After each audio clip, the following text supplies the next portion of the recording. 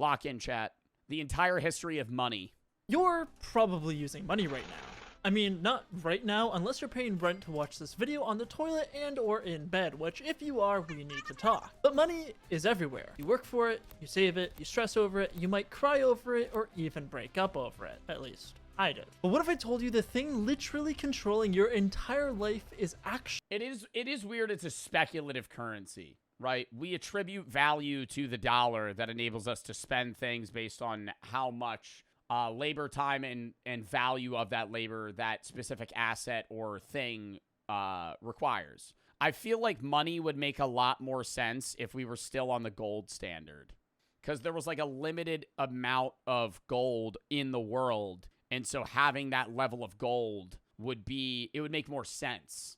But we're kind of like diamond market almost. You know, you just flood the market with a speculative like currency that has no real value outside of what we give it.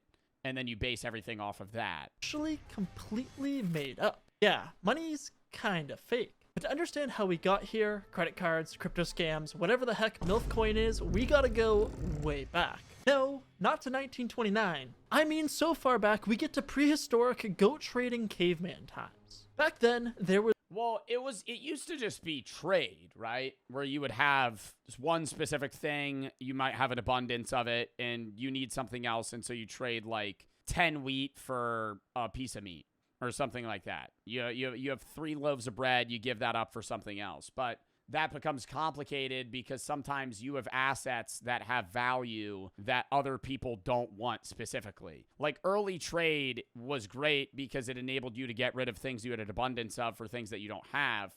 But if I need meat and you have meat, but you don't want bread, then how the fuck am I going to get the meat from you? But if I'm able to sell my bread for a different outside third-party currency or trade item, then it becomes easier for me to get whatever I want.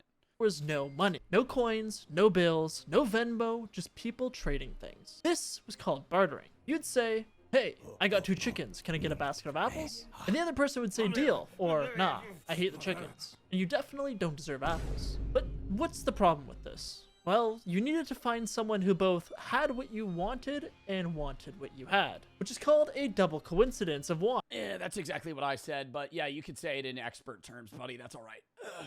And it kinda sucked. So instead of trading things, people started using objects that represented value. In China, people used cowrie shells because they were rare and shiny. In Mesopotamia, people traded barley and silver rings. In Rome... Yeah, I think once you get to metals and things that you know have like a limited supply, it becomes easier. But once you have like something that could have such speculative value through how much there actually is of that commodity is when things get fucked up. The most like notable situation I think is in Denmark when we watched an Atrioc video about it too. But there's also a lot of history on it. When like tulips became highly valued and the whole market got fucked up because like individual tulips were becoming to be like the generally traded commodity, but then there were ones that were more valuable than others. And so which one you had more value than others, even though everybody was kind of holding them as some sort of safe net of value or like investment. And there was one tulip that was traded for like 40 sheep, like fucking 1,000 pounds of wheat and something else, like one flower. Rome, salt was so valuable that soldiers were literally paid in it. That's where we get the word salary. I'm not even kidding. The direct translation means salt allowance. Technically, this wasn't money the way we think of it, but it worked because everyone agreed that these things were valuable. It was like a social contract, but things started to rapidly accelerate. Fast forward to around 600 BCE in a kingdom called Lydia. King Alyattes had a brilliant idea. Let's melt down precious metals, stamp my face on them, and make people trade them. Boom! The first coins.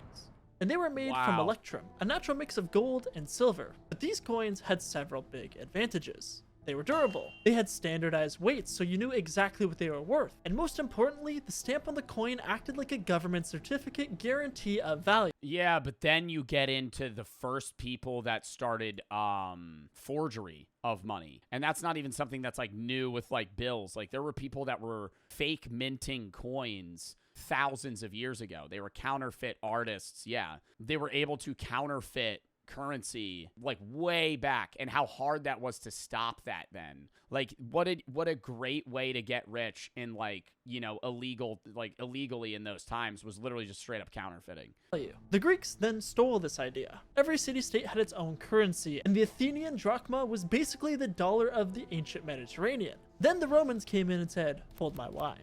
They created a complex monetary system. Gold aureus for big deals, silver denarius for everyday stuff, and I think that's really good that they came up with different types of currency, but what really fucks me up is like, yeah, the US dollar is kind of used as a standard around the world, but even if it wasn't, you have like a trade value between items. Like you could look up what is the USD to like Canadian exchange rate. $1 right now today is worth $1.37 Canadian dollars. So like if you go to Canada, they have like a level of how that currency is like exchanged. And obviously there's like a much more complex, like, you know, known way to determine what currency has what value comparable to another in modern times. But back then when like Athens might have one coin and then another nation or nation state has another coin, how the fuck do you determine what's worth in one area, what's worth in the other? And then you can't go like, well, we're going to base it off of one commodity. You can't go, well, it's 2 Athenian coins for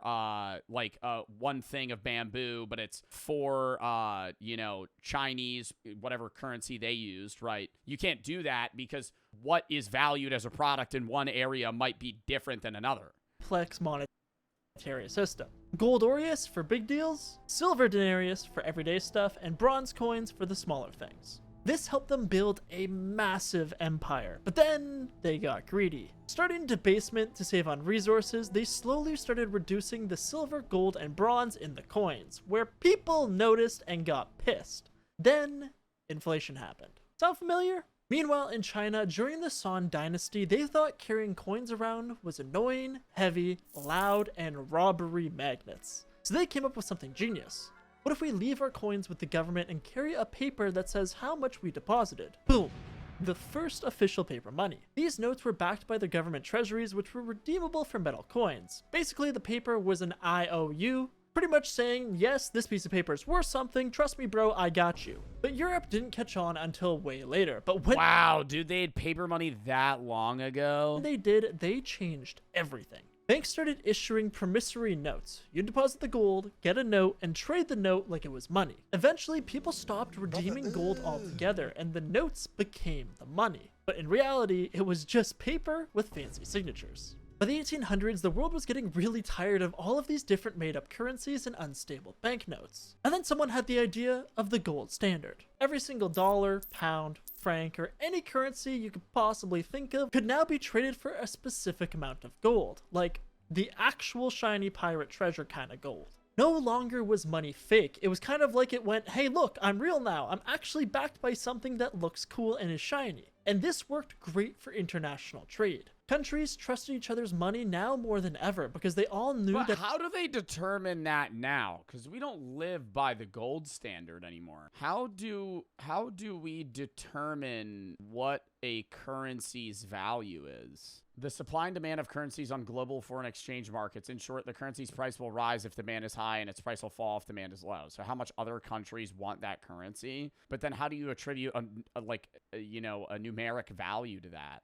That doesn't make any sense. That it could be swapped for gold. Okay, so you've got countries trading gold-backed money. Everything feels solid, grounded, and stable. So naturally, humans being humans, we went, cool. Now let's make it really complicated and gamble on companies we don't even work at. And thus, the stock market was born. Now, the idea of investing isn't new. Even back in ancient Rome, people were investing in shipping expeditions, basically the early versions of Shark Tank, but with way more togas. But the modern stock market really kind of started back in 1602, before this whole gold thing, when the Dutch East India Company became the first company in the world to issue shares to the public. That's right, the same country to give us windmills and wooden shoes also gave us capitalism. They sold pieces of their company to investors to raise money for expeditions. If the voyage was successful, investors got a cut of the profit, and if the ship sank, well, there goes the investment. This idea exploded, and by the 1700s, stock exchanges popped up in London, Paris, and eventually Wall Street in New York. So how does it work?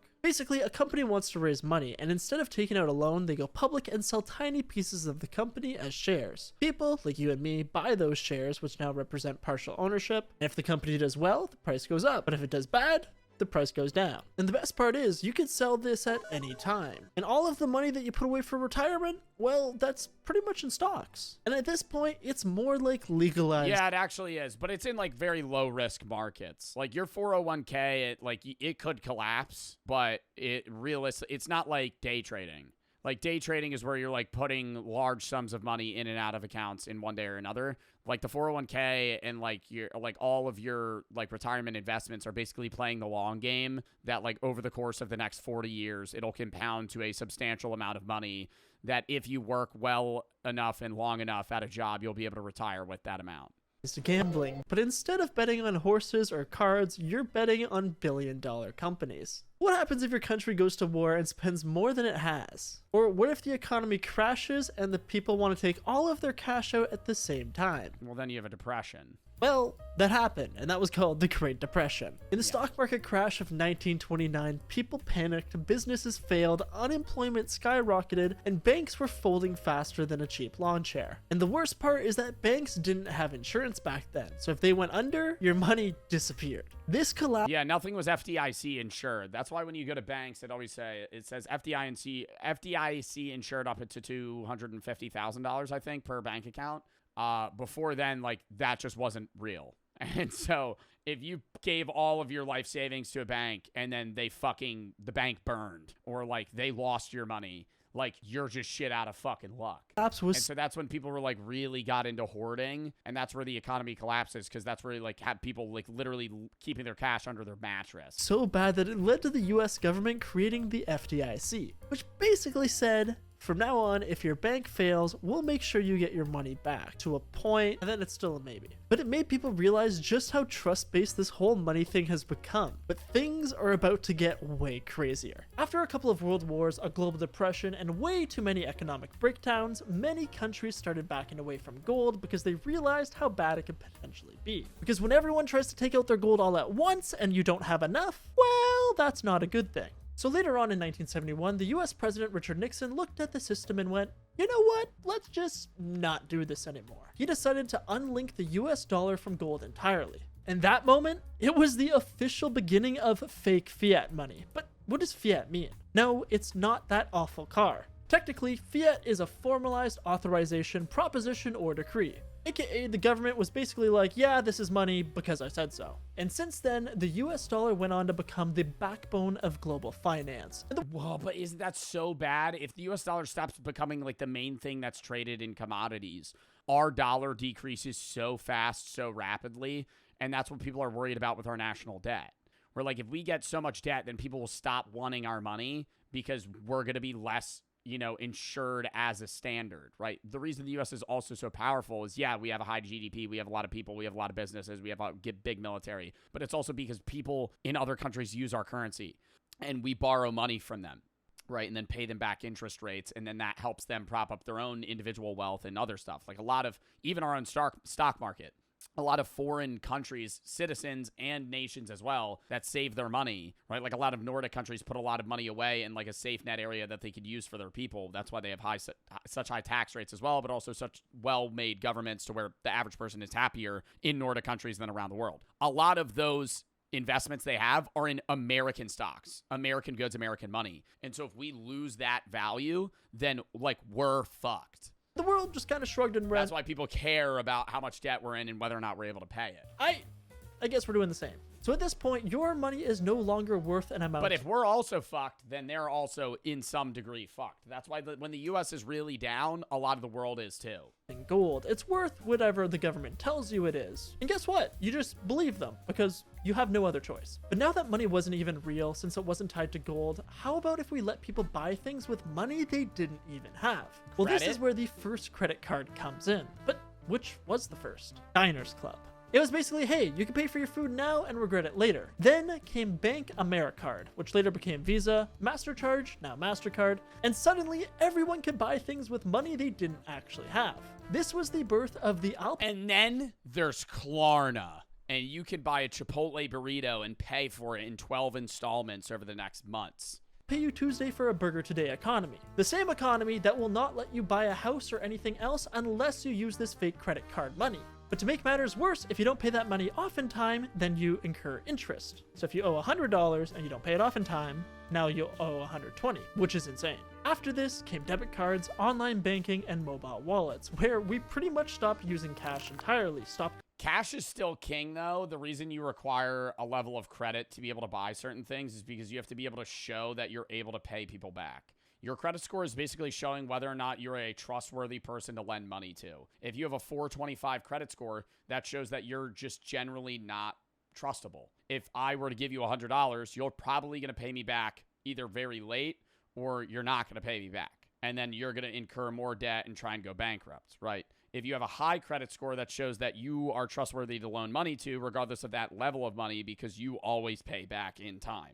Going to banks, and we started trusting machines with our life savings. Now you can tap a phone to buy coffee, you can transfer money with a thumbprint, and you can even split rent money with your roommates through an app while pretending to not be mad because they didn't pay you on time. Well, hold on a second, let's be honest. When you actually open your bank app, do you feel like that number represents real money? And is the money in your bank account actually there? Well, technically, No. The number you see is a complete lie. Just when we thought we had it all figured out, 2008 came in swinging like a wrecking ball, Miley Cyrus style, and exposed the entire financial system. You see, during the financial crisis, normal people finally realized that when you deposit money into a bank, the bank doesn't actually keep all of it. No, they only keep a small fraction based off of, like, statistically how much you'll request in a given amount of time. They have to pay you in full if you wanted to get rid of your money, but you would have to go to multiple banks. The banks don't hold that much cash, and the actual money that you do invest with them, they invest themselves to try and make money off your money. That's how banks make money. Because they're not just sheltering your money for free. A bank's also a business, and that's why they pay you a very low interest rate rather than if you invested your own money. No, thanks to something called fractional reserve banking, banks are only required to keep 10% of your money on hand. So if you give them $1,000, they're only keeping $100 and sending the other $900 out into the world like it's on a gap year backpacking through Europe. They'll loan it out. They're loaning out your money. Either it could be in the stock market, they could be, they're just investing it into specific loans that are going to incur them higher payback. Flip it, invest it, and do whatever makes the bank more money. But the problem is that if too many people try and pull their money out at the same time, the bank's just standing there like, so funny story, we don't have your money. That's basically what happened. The financial system cracked wide open, people got evicted, jobs disappeared, and suddenly the world realized our entire banking system is held together by hope, vibes, and a very fragile spreadsheet. 2009. The world is still recovering from a massive financial crash caused by big banks doing some really dumb stuff with the imaginary money. And some would say that we've still never really recovered. But out of the shadows came a mysterious figure named Satoshi Nakamoto, who could quite literally be anyone. Bitcoin! Bitcoin! Team, the CIA, your grandma, my mom, who knows? Satoshi says, what if our money wasn't controlled by a government, no bank, or a dude in a suit? And so, Bitcoin was born. It runs on a blockchain technology, and let me simplify that for all of you. Imagine you had a notebook that everyone in the world can see. Every time you bought, sold, traded, or did anything with money, it was going to be written into this book. But nobody could erase it. No one could change it. It is permanent. Just like that embarrassing thing you posted 5 years ago. Crypto and Bitcoin promises financial freedom, decentralization, and an end to the greedy middleman. But then, it turned into a casino. People started investing in coins like Shiba Inu, Pepe, and Trump coin. Yes, the president of the United States actually launched a meme coin. Some made millions, and others lost their entire life savings faster than you could say rug pull. But love it or hate it, crypto showed one thing. People are ready to ditch traditional money even if they have no idea what they're jumping into. But it's kind of always been this way. Money is not gold, it's not paper, and it's not numbers in an app. Money is an illusion, a shared hallucination, a mutual agreement that this otherwise worthless thing can unlock tacos. Yeah, and whatever you attribute to it, it still has no value.